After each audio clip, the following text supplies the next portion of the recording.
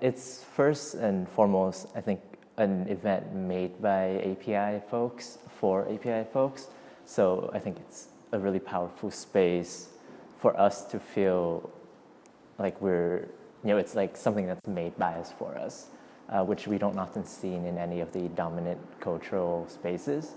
I think, because we're so, we understand our own experience, it just adds that much more complexity. It's also a space of celebration and a space where I personally feel so welcome to be a part of, and I feel comfortable expressing myself and being who I am.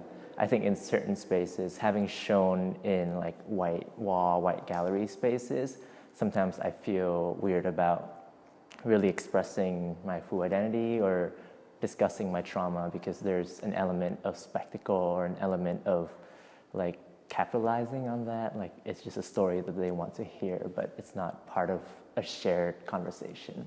Chang is a visual artist and curator who received their master's in museum studies in 2017 and bachelor's in studio arts in 2014 at San Francisco State University. They are currently working on a sci-fi comic book, which I'm sure is going to be amazing. So please get in contact with them and keep in touch. And with that, I'll bring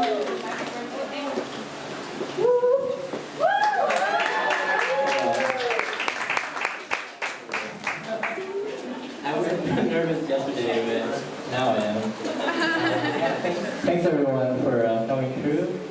Thank you again, APAture. Yeah, I'm still processing what it means. I'm certainly really happy and really glad, and I feel so privileged to be in this space.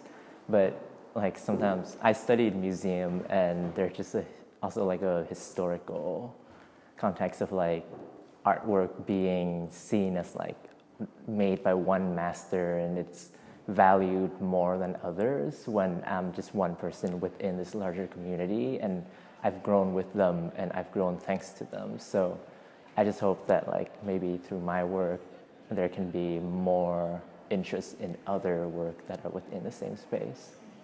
It feels really amazing. I teared up yesterday because they gave a word to all of the founder of the festival and the ones who started it all, and it's just, I think, seeing myself connected to them in that way, and through 20 years of just Asian American and Pacific Islander art, it just makes me realize how big we are as a community and how continuously strong we are.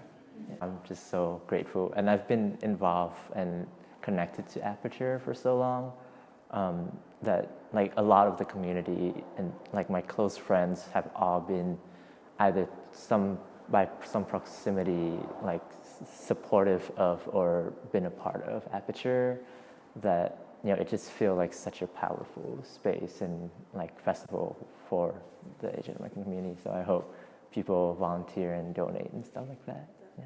And when I came in the space, I also just this is so different from what I'm used to showing in the cultural spaces that I've been in, and it's it's all people that Asian American and Pacific Islander within that space, and the conversations that we have were just so personal, and it's spaces where I can actually speak about my experience.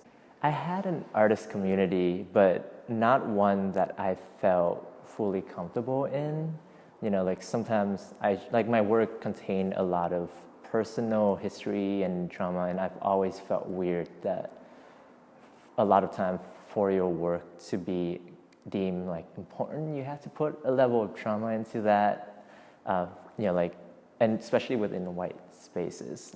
I think just our history, I'm thinking a lot about the Vietnam War, and a lot of the books that came out by Vietnamese author has to have been involving the Vietnam War, and there are other narratives that are there.